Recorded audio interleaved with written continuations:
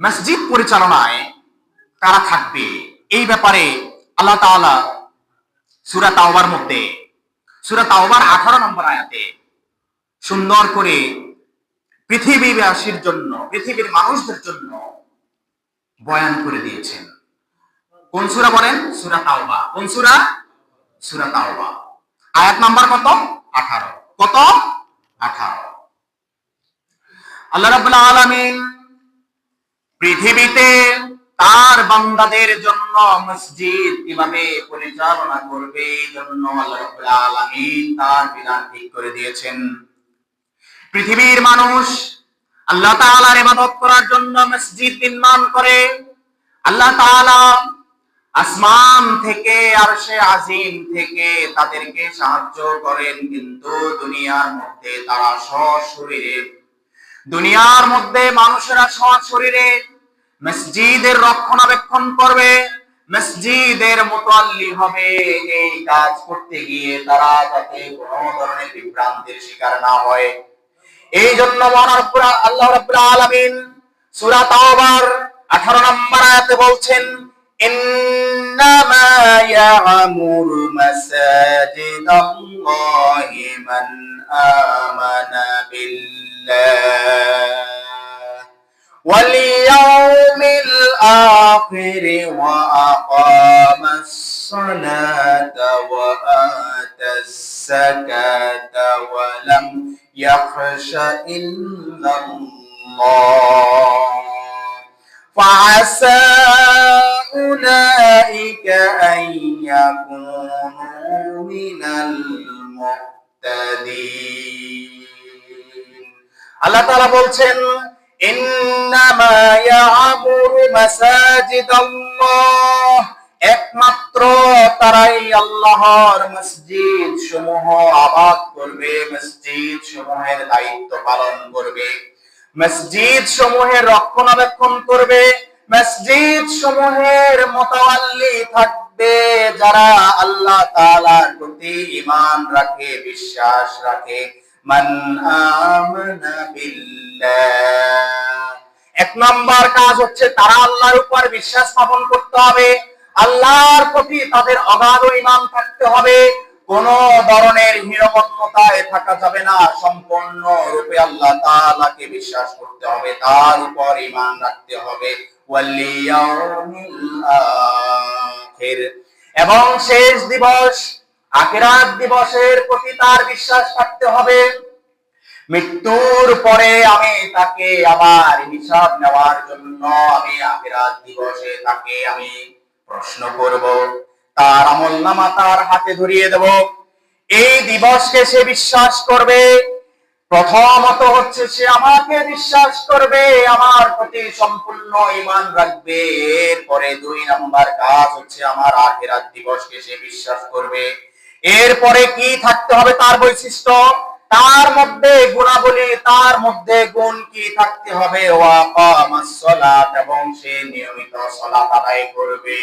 সুবহানাল্লাহ, কত সুন্দর কথা না? আল্লাহ ফয়সালা দিয়ে দিচ্ছেন না? কত সুন্দর। আল্লাহ তাআলা 1 নম্বরে বলছেন, দুনিয়াবাসীরা শোনো, তোমরা যারা আমার মসজিদের দায়িত্ব পালন করবে, তোমাদের 1 নাম্বার কাজ কি? আমি আল্লাহ বয়ান করছি, আমার কাছ থেকে শোনো। কার কাছ থেকে শুনছো তোমরা? কোন রাজনৈতিক দল তোমাকে এই নির্ধারণ করবে না, কোন এলাকার প্রভাবশালী ব্যক্তি নির্ধারণ করবে না। আমি আল্লাহর বয়ান থাকতে তুমি কার কথা শুনছো? আমি আল্লাহর বয়ান শোনো। এটা কার বয়ান? আল্লাহর বয়ান। আল্লাহ তাআলা বলছেন কি, যে প্রথম তোমার কাজ হচ্ছে যে ব্যক্তি আমার প্রতি সম্পূর্ণ ঈমান রাখে, আমার প্রতি সম্পূর্ণ কি রাখে? ঈমান রাখে, আল্লাহর প্রতি যথেষ্ট পরিমাণ আস্থা, বিশ্বাস, বিন্দু মাত্র যার কোনো সন্দেহ নেই আল্লাহর রুবুবিয়তে, ইলাহির ব্যাপারে, ওয়াহদানিয়তের ব্যাপারে, একাত্মবাদের ব্যাপারে যার বিন্দু মাত্র কোনো সন্দেহ নাই, সেই ব্যক্তি আল্লাহ তাআলার উপরে সঠিক ঈমান রেখেছেন। তাহলে 1 নাম্বার বৈশিষ্ট্য, 1 নাম্বার গুণ বলেন তো কি? আল্লাহর উপরে অগাধ আস্থা, বিশ্বাস, ঈমান রাখতে হবে। 2 নাম্বার হচ্ছে কি? শেষ দিবস, আখিরাত দিবস, বিচার দিবসের প্রতি সম্পূর্ণ ঈমান রাখতে হবে। এই কয় নাম্বার গেল? 2 নাম্বার। 3 নাম্বার হচ্ছে ওয়াকামাস সালাত, সে সালাত আদায় করবে। কি আদায় করবে? সালাত আদায় করবে। কে বলেন তো? যে মসজিদের দায়িত্বে থাকবে। কিসের দায়িত্বে? মসজিদের দায়িত্বে থাকবে, মসজিদ কমিটির পরিচালনার দায়িত্বে থাকবে, মসজিদের রক্ষণাবেক্ষণের দায়িত্বে থাকবে। তাহলে প্রথম তার গুণ থাকতে হবে, সে আল্লাহকে পরিপূর্ণভাবে ভয় করতে হবে, আল্লাহর প্রতি সম্পূর্ণ ঈমান রাখতে হবে। এক। দুই নাম্বার, আখিরাত দিবসের প্রতি সম্পূর্ণ বিশ্বাস রাখতে হবে, পরিপূর্ণ ঈমান রাখতে হবে। তিন নাম্বার গুণ হচ্ছে সে নিয়মিত সালাত আদায় করতে হবে। এবার আসেন 4 নাম্বার আল্লাহ তাআলা কি বলছেন? ওয়াতাজ যাকাত। 4 নাম্বার হচ্ছে সে তার উপরে যদি যাকাত যদি ফরজ হয়, সে নিয়মিত যাকাত আদায় করবে। কি আদায় করবে? যাকাত আদায় করবে। প্রথম যে তিনটা, এই তিনটার সর্ব অবস্থায়, সব হালতে, গরিব থাকলেও ধনী থাকলেও। কিন্তু চতুর্থ নাম্বার যেটা, এটা হচ্ছে যদি যাকাত কি হয়? ফরজ হয়। যাকাত কি সবার উপর ফরজ? ফরজ না। যাকাত ফরজ হওয়ার জন্য নির্দিষ্ট একটা মাল নিসাব লাগে, সেটা অন্য আলোচনা, সেটা অন্য প্রসঙ্গে ইনশাআল্লাহ করব। তো 4 নাম্বার গুণ যেটা, গুণাবলী যেটা, এটা হচ্ছে সব সময়ের জন্য বাধ্যতামূলক নয়। তো এই জন্য প্রথম তিনটা হচ্ছে বাধ্যতামূলক। আল্লাহর প্রতি ঈমান রাখতে হয় পরিপূর্ণ। 2 নাম্বার হচ্ছে আখিরাত দিবসের প্রতি পরিপূর্ণ ঈমান রাখতে হবে। 3 নাম্বার হচ্ছে নিয়মিত সালাত আদায় করতে হবে। 4 নাম্বার হচ্ছে যদি যাকাত ফরজ হয়, তাহলে সে যাকাত আদায় করবে।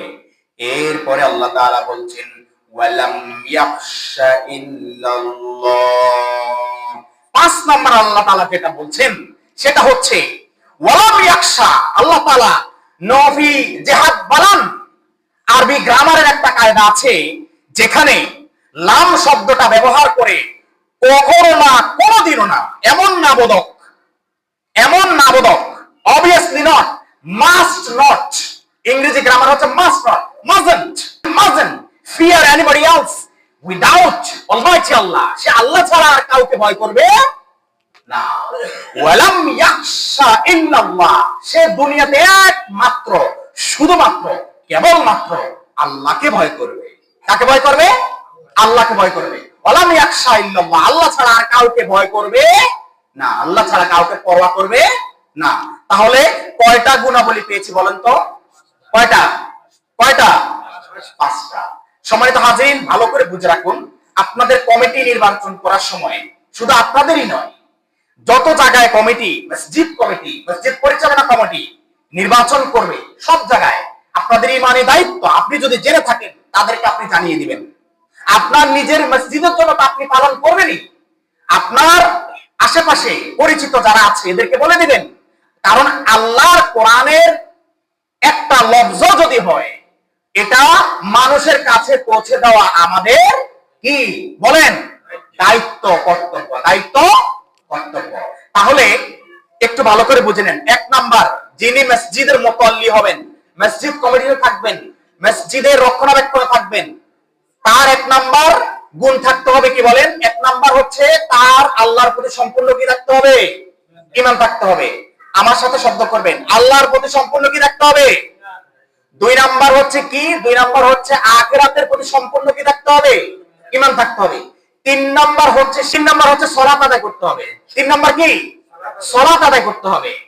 4 নাম্বার হচ্ছে যদি যাকাত ফরজ হয় তাহলে যাকাত আদায় করবে, আর যদি যাকাত ফরজ না হয় সমস্যা নাই। 5 নাম্বার হচ্ছে সে আল্লাহ ছাড়া পৃথিবী আর কাউকে ভয় করবে না, পরোয়া করবে না। মাসালাটা বুঝতে পেরেছেন তো? তাহলে এখন থেকে মসজিদ কমিটি নির্বাচন করার সময় আর কোন দিকে তাকানোর দরকার আছে? কোন দিকে তাকানোর দরকার নাই। আল্লাহর বিধান যেখানে পরিষ্কার করে আমরা পেয়ে গেছি, চমৎকার করে পেয়ে গেছি, কি কোন কোন মানদণ্ডে আমি আমার মসজিদ কমিটির সভাপতি, সেক্রেটারি, কেশিয়ার, পরিচালনা পর্ষদ কিভাবে নির্বাচন করব, আল্লাহ কোরআনে তো আমাকে পরিষ্কার করে বলে দিয়েছে। আমি তাকে জিজ্ঞেস করবো? জিজ্ঞেস করার দরকার আছে? দরকার নাই।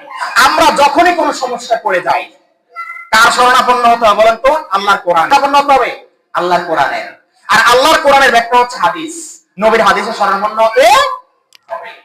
তাহলে দেখবেন জীবনে, আমাদের সামাজিক জীবনে, রাষ্ট্রীয় জীবনে, পারিবারিক জীবনে আর কোনো জ্ঞানজাম থাকবে না। কিন্তু আমরা এগুলা বাদ দিয়ে জিজ্ঞেস করি কি কাকে?